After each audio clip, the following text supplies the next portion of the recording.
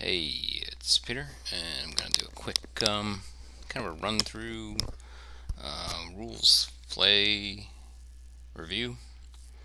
We're going to take a look at the newer game set by David Manley, um, an author that I really respect and really enjoy his rule sets over the years. One of the first rule sets, naval rule sets, or official naval rule sets I had played were Iron and Fire, which was his Ironclad's ACW rule set. I think it was back in about 99, 2000 time period. I can't remember the exact edition, but soon after that, I was slightly, at the time, slightly more interested in Age of Sail, so I immediately saw, or at least the next time I visited the hobby store, I picked up Form Line of Battle. I think at that point that was the third edition from about 2000 or 2001. I really liked that rule set. It was really good, kind of quick play rule set. It had primarily like a broadside rating and a hull rating, so you'll kind of see some parallels here, but he doesn't use that directly in this one. It's more of an attack factor rating and a defensive factor, as well as a boarding factor. And we can take a quick look at the order of battle that we're about to use. We have the Battle of Cape Henry from the 16th of March, 1781. I've used this order of battle and depicted this battle often. At least I've probably run it about 5 times over the years at our Southern Front convention here in the Triangle area of North Carolina. And it's a great battle. It's a good sized battle. It's got a good variety. It's not overwhelming, especially with the tactical rules. Usually, when I run it with Form Line of Battle, I have one captain a ship, one player a ship, roughly. Sometimes more, depending on how many people are at the convention or wanted to play in the game. So there's some, as I was mentioning before, the ships have attack factors and defensive factors as well as boarding factors. And one of the points from the Form Line of Battle scenario description for this battle, which is where I kind of ported this from, was that Conquerant, Neptune, and Duc de Bourgogne had additional crew factors in Form Line of Battle. So I depicted that as an increase of boarding factors here for far distant ships, which is the newer fleet level rules as shown here on Wargame Vault. Again, far distant ships, fast play rules for fleet actions in the Age of Sail. Long face games, in particular, David Manley, and it's new, well priced, well written rules, and I like them so far, and we'll see them in action here in a moment. So again, you have attack factors, defensive factors, boarding factors. Base speed is in centimeters for one 2400 scale. Now, if you were to use 1200 scale, which is kind of a common one of the Langton models and so forth, you can switch to inches. I'm actually going to use, oddly enough, I'm going to use inches in this tabletop simulator model just because of the way that the scale of this map is. So just realize that the base speed is the unit of measure that you're using, and then there's certain other factors that play in to your speed based on attitude of the wind, of course. And I liked how in these rules that he factors in the some of the other factors involved, like if you've lost a certain amount of attack factor or defense factor, then it factors into the base speed. I think it's the defense factor. We'll see here in a minute. I haven't memorized all these. Again, so I think the other things to point out here, just from a rules perspective versus the order of battle, is crew quality. which will definitely factor in. This is actually incorrect right here. The squadron command modifiers are shown here.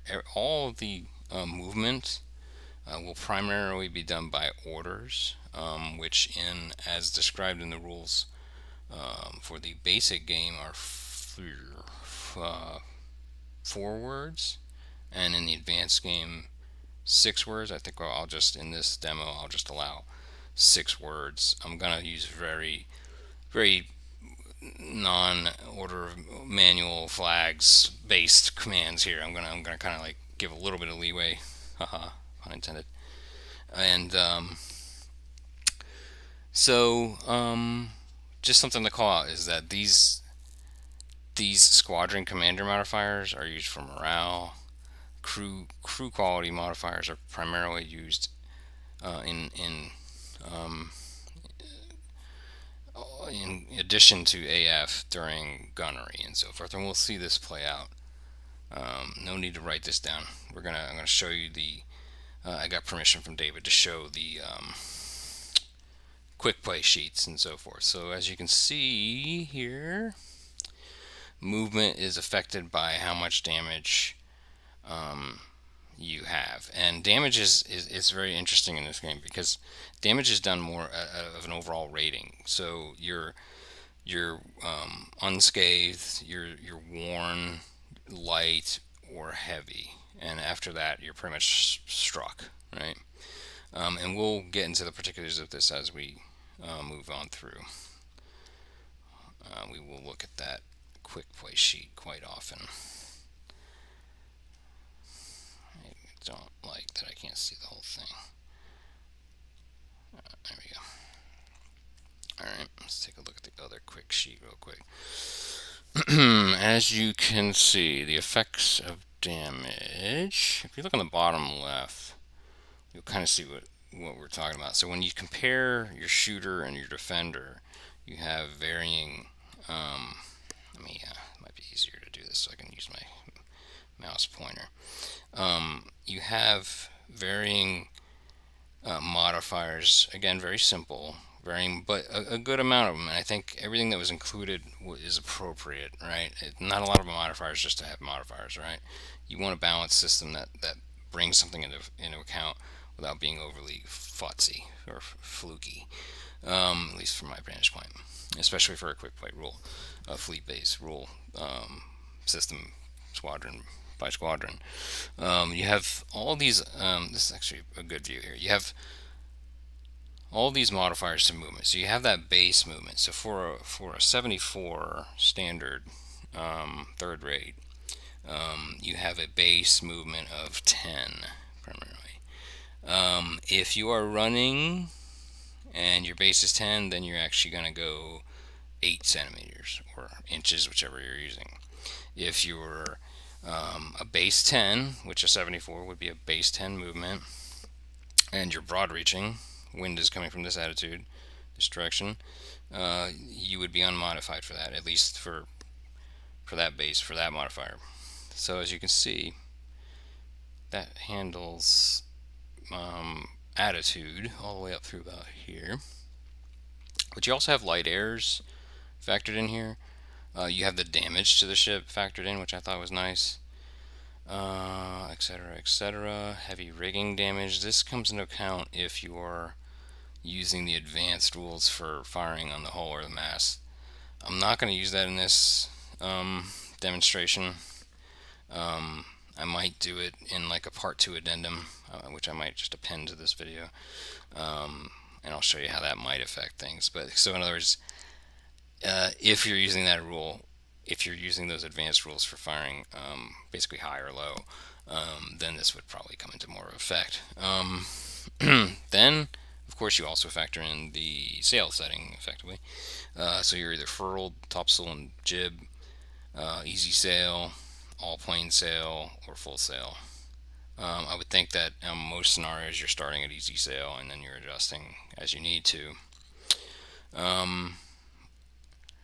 So what's interesting in particular for this scenario is that Here's the order battle again. I put in here too for ease of looking.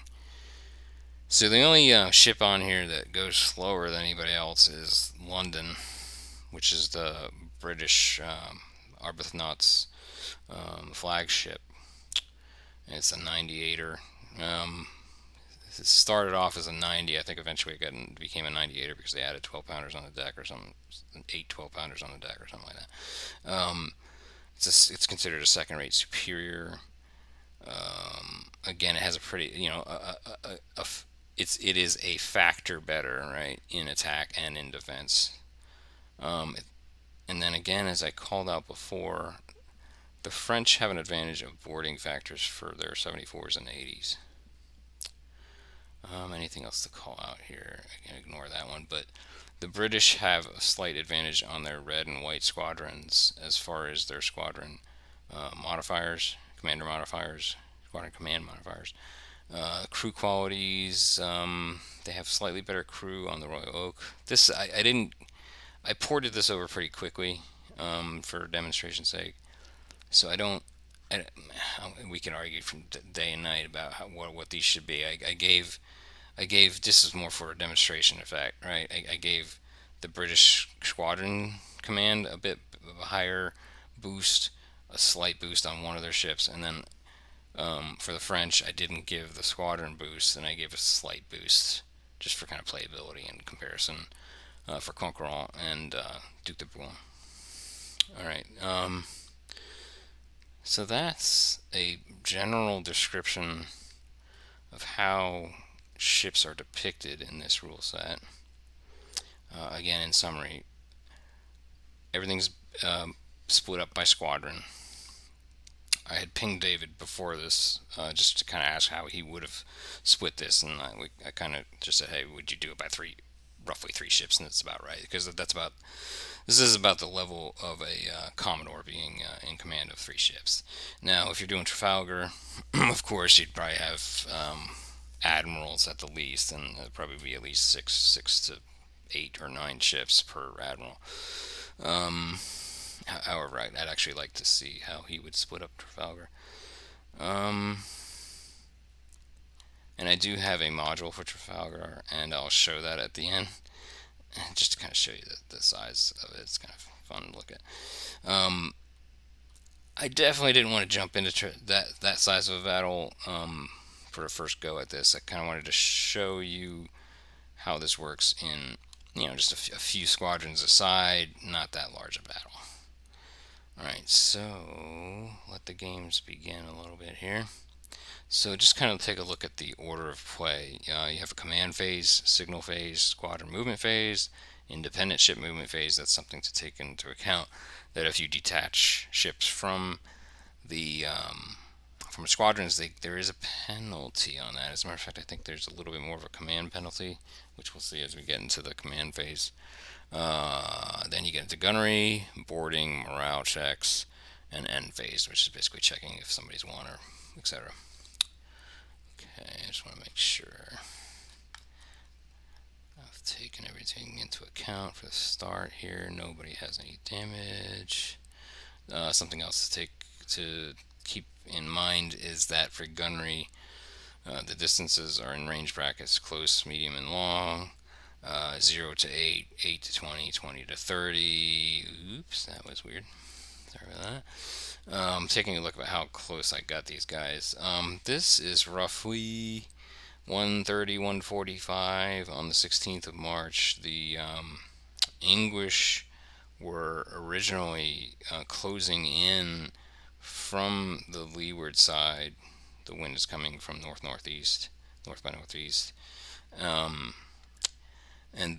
And they were originally chasing the French on the leeward side, and then the Touche had basically jibed in place across the line, right? So the French line was originally like right about here, and they turned in place and basically went kind of gained the leeward tack ahead of the French. Excuse me, ahead of Arbuthnot's British line here. And it was a pretty good move because what he ended up doing is he basically got the weather gauge right, and then closed in on the van. The British reacted by basically closing lines. Right, it was a pretty straightforward reaction. But this battle is very interesting if you want to read up on it. It is the best description I've ever found of the Battle of Cape Henry is found in Nathaniel Philbrick's In the Hurricane's Eye, which is a part of a really good series. The other books in the series are Bunker Hill, the first book, and Valiant Ambition, which is primarily about Benedict Arnold. Very, very good book series. If you get a chance to buy the whole thing, if you just want have a really good description of the Battle of Cape Henry, there's an entire chapter on it. It's one of, and it has some of the better diagrams of the battle I've ever seen, and it also has a really good diagram of the chase of Arbuthnot against Destouches' French fleet, the French leaving from Newport, and the British leaving from around the Gardiner's Island area of East Long Island, almost near Montauk there. So the so just a little bit of a background of the battle, just very short. The French left upon Washington's pleading, of course, on the March 8th, and they end up being beat by the British to the area outside of the Chesapeake. The British left a day later, March 9th, and ended up getting there a day ahead. So they left a day later, and they ended up there, at least in the immediate area, past the Delaware border into Maryland's coast on March 14th. By the 15th, they had spotted one another, and so what we're depicting here in the battle is late afternoon on March 16th, and this is basically when the main battle begins. When I spelled that wrong. Conquerant basically starts firing. Let me change that spelling. So on each of these ships, I do have the rate, whether it's normal, inferior, or superior. I have the base speed, the attack factor, defense factor, and the boarding factors for all of them on here. And as it takes damage or fires or anything that needs repair, I'll mark it on the ship directly. It's a little bit of an easier way. As far as the dice involved with the game, it's all D6 based primarily. They recommend just having two different colors. Comes into play at some point in the rules. Some markers that came with the game itself. There was an extended document available on Wargame Vault that has these. You get a 15-degree firing arc off the border of the hull. So let's take a quick look at this. Again, these are the equivalent of Hallmark 2400s or figurehead 2400s. So put this basically behind the ship's base. That is roughly the broadside. So imagine that on both sides here, right? Imagine this like this here, outwards of what the maximum was 30 units. So as you can see, that goes to about pretty good distance here. Let me see if I can. So this is about, you're starting to get to a maximum distance is about right there, right? I should have made a reverse of that, which I can do at some point, but we can kind of eyeball it. Let's see. So that shows you the broadside. The turn radius is up to, all these ships I believe are up to 45 degrees. I think that's by the mainmast. So again, probably roughly like that. So within the turn, if you do let's just say we had a squadron order to line ahead, which is pretty much what we'll start with and probably stay with most of the time, just for ease of demo here. But this squadron of 3 ships, let's say it has a line ahead order. Let's say it has just easy sail, etc., etc. Then I would look at their base factor, do all the movement modifiers, and they move pretty much in tandem. They the rules describe it as that a slower ship would raise sail as needed, which could be from damage or it could be from just inherent speed. So, for example, London was the only one on the order of battle that's has a base speed of 8. So, in effect, it would be at a higher sail rating if it wanted to match the rest of the ships in its squadron, right? So I should factor that into not only the movement, but I think that also affects certain other modifiers. Let's go look at that real quick on the quick sheets, based on, let's say, being basically at let's see, to defensive, let's see, full sail or dismasted. I think, there's, if he's trying to keep up, he would be effectively at full sail. Right, it's not quite right. It would. Let's see. What's the modifier for movement for full sail is +3. All plane is +1. He's kind of between all plane and full sail, so we'd probably modify him. We'd probably go ahead and modify him as -1 on his shooter modifiers if he's maintaining that speed with the squadron, right? If in order to basically keep in line with him. So that would be probably the only situation where this guy. I'm gonna go ahead and just mark that on there.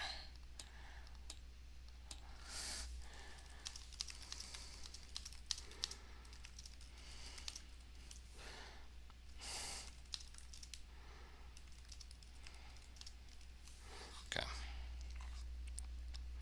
So he would be at a -1 as fire.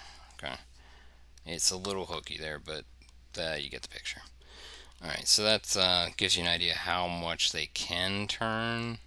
And of course, I think to keep this relatively simple, if we do an order of turn in sequence, of a line ahead formation for a squadron, then I'll probably go half movement and then turn, and then you have to look at what the modifier would be on that remaining half.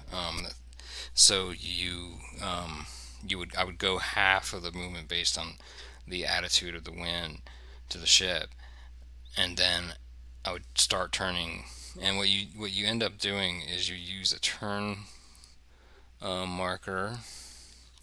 So, for example, if they'd already been this much movement, I'd plop a turn marker there just to kind of designate where I turned them, and then I would turn the ship to figure out what the movement modifier of half movement would be. So full movement base is 10, half movement is 5. So I would then modify basically roughly half of what the modifier would be in total, etc., etc., etc., based on the new attitude. All right, I hope that makes sense. It'll make more sense as we execute some turns here. Oopsies. I'll probably keep an extra one here. All right. Get these out of the way just in case we need them. We're kind of probably going to eyeball them for most of this demo. Alright, I hope that explains most everything. What you end up with are pretty generic light, medium, or heavy damage. If we were using the advanced rules of firing high or low, we'd end up with a massed light, massed medium, or massed heavy, or dismasted. I'm just not going to factor that into this first demo. I'll do a separate addendum to kind of show you how that would affect the game. I don't think it would have a huge effect on strategy for this quick play level, but we'll see. I'm willing to be proven wrong on that. let's see, target critical hits. I just want to make sure I'm covered everything. Effects of damage. So you can kind of see that. So what ends up happening is when you do a battle, and let's say you were already light. What's interesting, I really like this part of the gunnery in particular, across the board. Well done, well done for this rule set. It's really well balanced for this level of scale and granularity, and I think it really kind of it almost cleans up form line of battle. Honestly, Dave, this is basically form line of battle with a lot of ships, right? That's the best way to describe it. And in being cognizant of that as the goal, I think David was successful at just aggregating things a little bit cleaner, right? So where there's not a granularity of what are in effect very kind of generic broadside and hull ratings in form line of battle. Honestly, right? The tactical rules are, I mean, it's not horribly more detailed necessarily, right? And then the results, there's a little more tracking involved, right? So what he did was he simplified it slightly, but you still get the same flavor. And I honestly think it. I don't know. I think it's a very good rule set. I probably would play it over form line of battle at this point if I had enough ships involved. If I was going to go really low numbers of ships, I hate to say it, but I'd probably play Hunter Folk. David, you didn't hear me say that. Just because that rule set handles individual ships pretty well. I